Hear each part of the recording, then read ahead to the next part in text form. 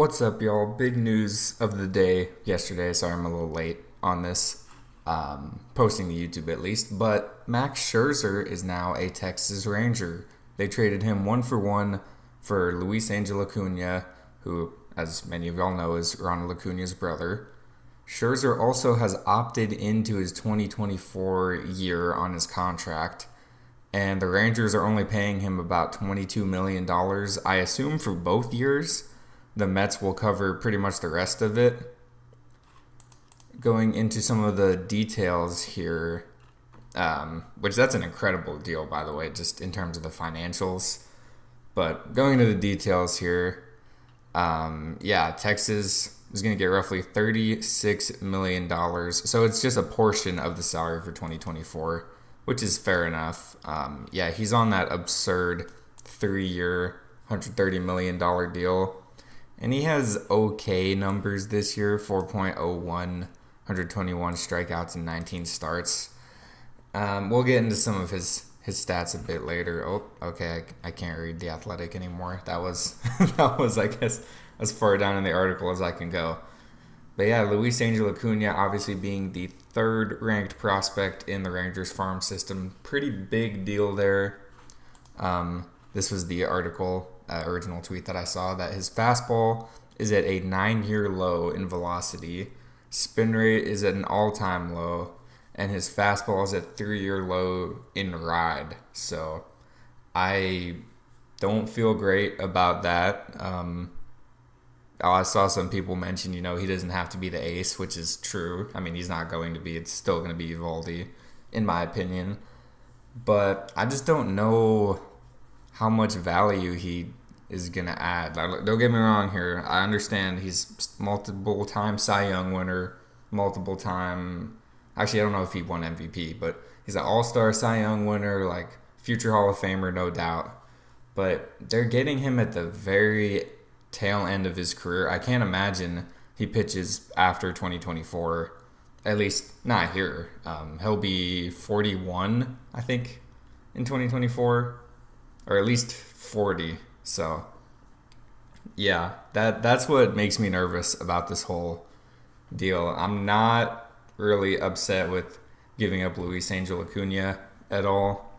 The dude is a stud, but he was not going to have a spot to play if they wanted him to only be shortstop. He was not ever going to get a spot to play because Corey Seager and Marcus Semien kind of have the infield locked up for the next 7 to 10 years, or I guess at this point, still about 10 years. So Luis Angel was not going to get a spot to play. But getting into some of Max Scherzer's stats real quick, I have them up on my phone actually to give you an idea here, and I'll put the link so y'all can go get the details yourself. He does have 1.9 wins above replacement, 9-4 record, 4.01 ERA, as I mentioned.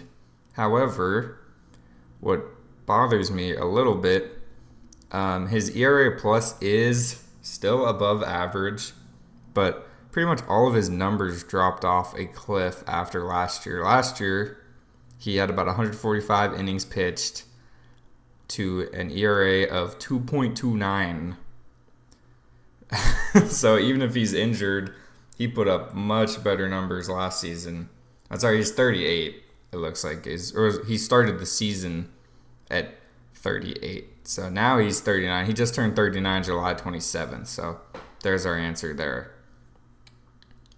But a lot of the numbers that I see don't really make me feel great about this. I will say they did great work on the contract. They basically paid $35 million for Luis Angel Acuna, if you want to put it that way.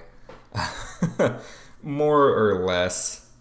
So I don't want to get too hung up on all that. I posted some things, and I don't know.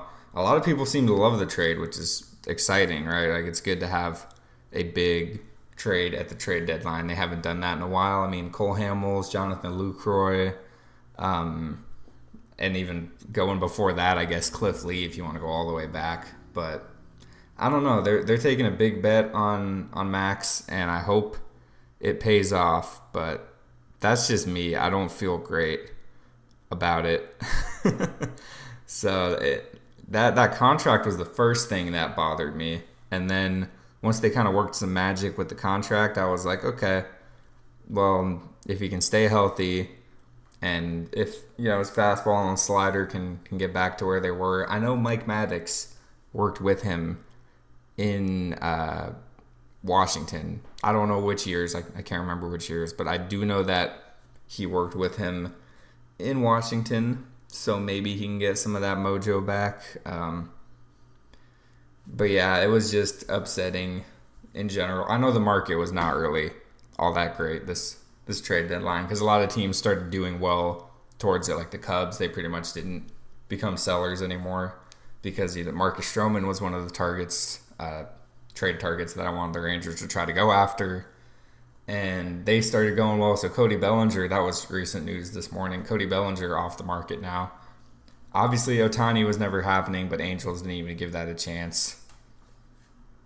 And a lot of teams started doing well towards the towards the deadline here. I don't know what happened with the Pirates because I have not seen them trade anyone yet unless I missed that because they fell off a cliff. So I don't know what they're doing over there in Pittsburgh, but I digress from all of that. My point is this concerns me a little bit. And I do want to reiterate, I am not upset at them giving up Luis Angel just because he did not have anywhere to play. I just don't know why this was the deal that they wanted to do. I'd be saying the same thing about Verlander for what it's worth because he's also 40, I think. And yeah, he had a fantastic year last year, and I think his velo is still decent, but it's just like, I don't know.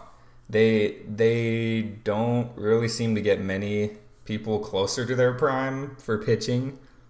Obviously, the offense, normally, when they're all healthy, is crushing it. They got prime Corey Seager. They got prime Marcus Semien. Jonah Heim going crazy. Josh Young still, in my opinion, on track for Rookie of the Year. Like, the offense has not ever been an issue really in most of Rangers history, apart from the last few years where they had no one notable in the lineup. But pitching has always been their Achilles heel. Has been for a lot of teams, but we all know the World Series thing with the Rangers. I don't need to say it. So I'm getting way off topic, but one more thing I did want to point out here regarding Max, well, not really about him, but about the Rangers, is that they're still looking to add another starter and 1 to 2 bullpen arms. So they're going for it. And I think I mentioned that maybe not in a YouTube video, but in a tweet or Instagram post or something. I said they got to decide in the next week whether or not they want to go all in on getting, a few starters and a few bullpen arms and maybe even a bat, or wait till 2024. Because as it stands right now, they have lost 2 games in a row to the Padres after a fantastic series finale against Houston. And I said maybe they're back after that 6-0 start to the second half. They're like 2-6 now, I think, maybe 2-7 after last night. And I was like, maybe that Astros game brought them back some energy here, but it didn't look like it did yet. So they also have lost 10 games in a row to the Padres in general. So I don't know why they can't ever beat the Padres, but apparently they can't. So we'll see what else happens for the Rangers. I also want to make clear that this is not necessarily a bad deal.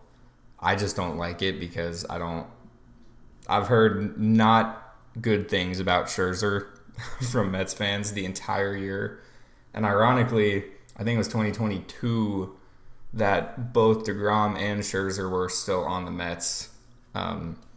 So that's also kind of like a weird gut punch. Like, yeah, that worked so well for the Mets in 2022. I mean, they did have a lot of wins, I guess, but you always are definitely looking for that postseason success. So, like I said, don't want to get too off topic here, but let me know what y'all think.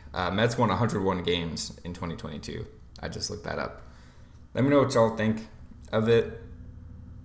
I don't think this was a bad deal. I just don't personally like it, and that was a loud car that just drove by my house. I don't know if y'all could hear that in the background on the microphone.